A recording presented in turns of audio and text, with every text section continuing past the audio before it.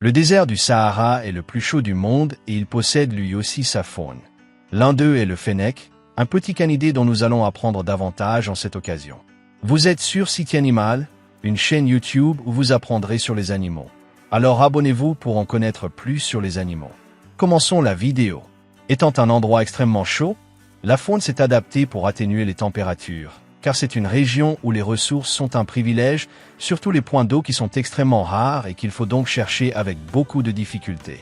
Le fennec est une espèce très adaptée à sa région. Pour commencer, on le trouve au nord du continent africain, où les plus grandes populations se situent au centre de ce grand désert qui domine cette étendue, depuis le Maroc jusqu'à l'Égypte. Il recherche des zones avec des broussailles, afin de trouver une protection. De plus, celles-ci sont un indice de points d'eau proches. Malgré cela, il peut se trouver près de zones rocheuses et des régions dominées par le sable et les dunes.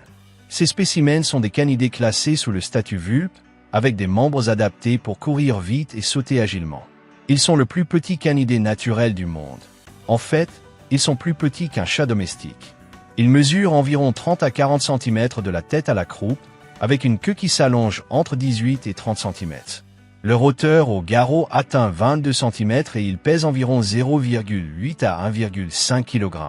Il existe des races de chiens plus petites, mais comme ce sont des spécimens élevés et cultivés par l'être humain dans le but d'être petits, on considère qu'il s'agit d'une dissonance naturelle encouragée par les personnes.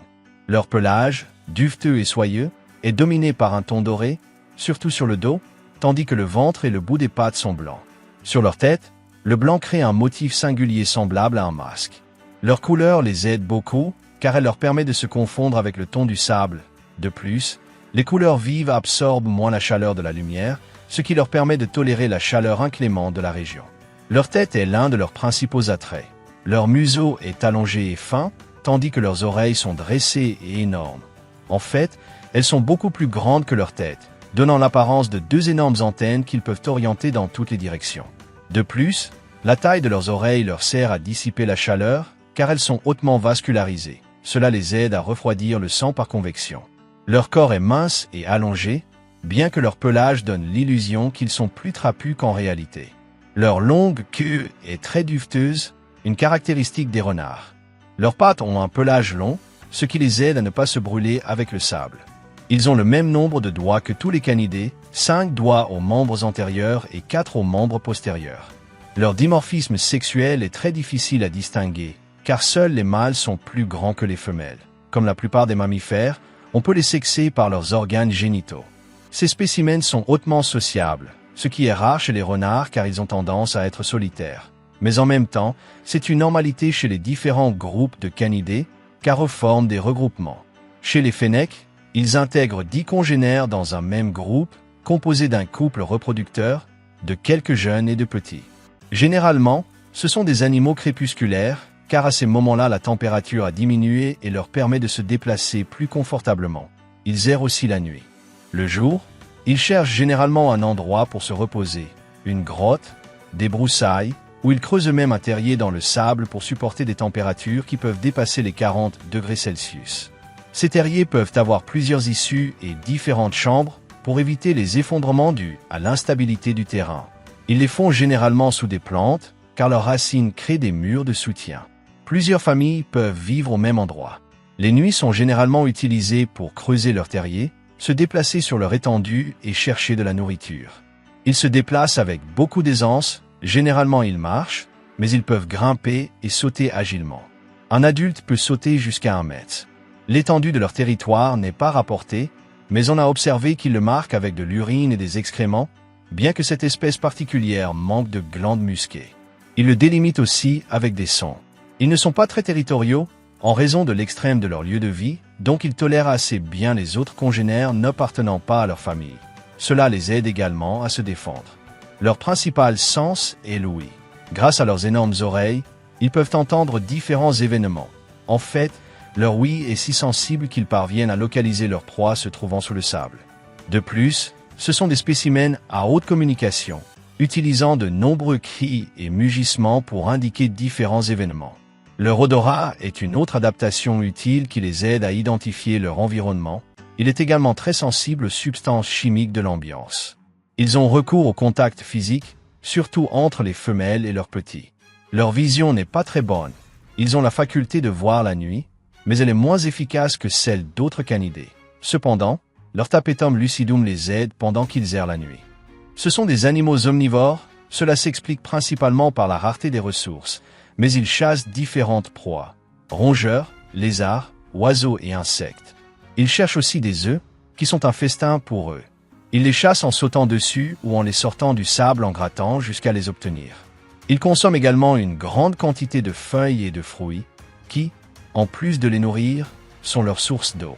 Cela représente presque 100% de leur approvisionnement, car les points d'eau sont extrêmement rares dans la région, et ces fruits et feuilles de cactus leur apportent ce dont ils ont besoin. Le problème reste de les localiser, mais il est moindre. Cependant, lorsqu'ils trouvent de l'eau, ils boivent. On a également observé qu'ils ont tendance à stocker une certaine quantité de nourriture en cas de pénurie. On sait peu de choses sur leur reproduction, mais on peut supposer qu'ils sont monogames, car le couple dominant est celui qui se reproduit. Leur saison de reproduction a lieu de janvier à février, mais l'estrus de la femelle ne dure que quelques jours, une autre raison pour laquelle ils passent beaucoup de temps ensemble, afin que les deux se reproduisent, ce qui a lieu une fois par an. Leur gestation dure de 50 à 53 jours, presque 2 mois. La femelle met bas dans une chambre isolée de son terrier, donnant naissance à une portée d'1 à 4 petits qui pèsent 50 grammes et sont sans défense à la naissance. Aveugles, sourds et à mobilité limitée. Ils passeront 2 semaines dans la chambre où ils sont nés, moment où ils ouvrent les yeux. Pendant ce temps, la mère sort chercher de la nourriture ou prend une partie de ce qu'ils ont stocké. À 5 semaines, ils commencent à inspecter la sortie du terrier, la mère les nettoie, les soigne et les nourrit, tandis que le père assure également une protection et apporte de la nourriture. Mais cela est marqué par une généralité de leur groupe.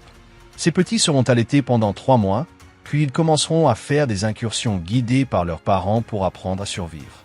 Ils deviendront indépendants à l'âge de 6 mois et entreront également en maturité sexuelle.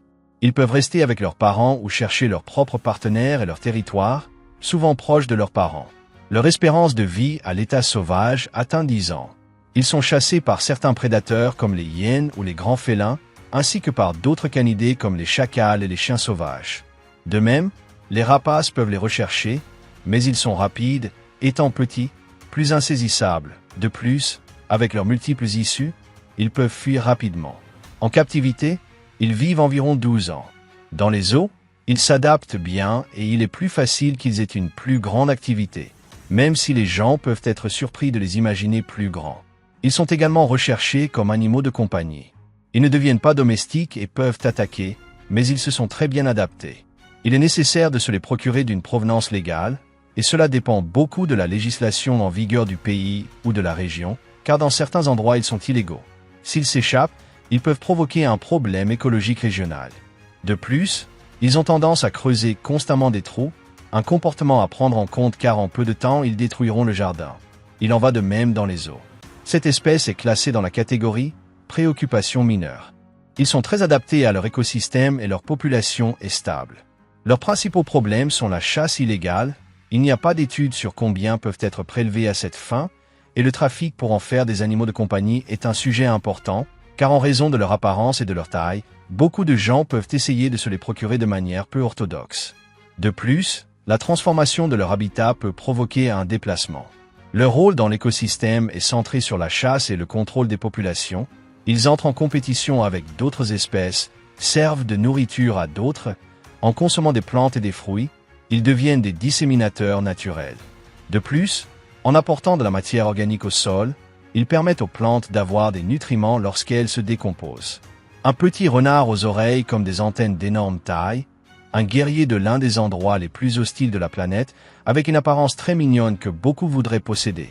Mais rappelez-vous que ce sont des animaux sauvages et qu'ils font l'objet de trafic, ce qui affecte leur population. Voilà ce que sont les fennecs. Ne partez pas encore, car ici vous pouvez voir un autre animal désertique, la tortue d'Égypte. À cet endroit, vous verrez notre dernière vidéo publiée. Si vous voulez en apprendre davantage sur les animaux, abonnez-vous, c'est gratuit et vous passerez un super moment. On se voit dans une prochaine vidéo.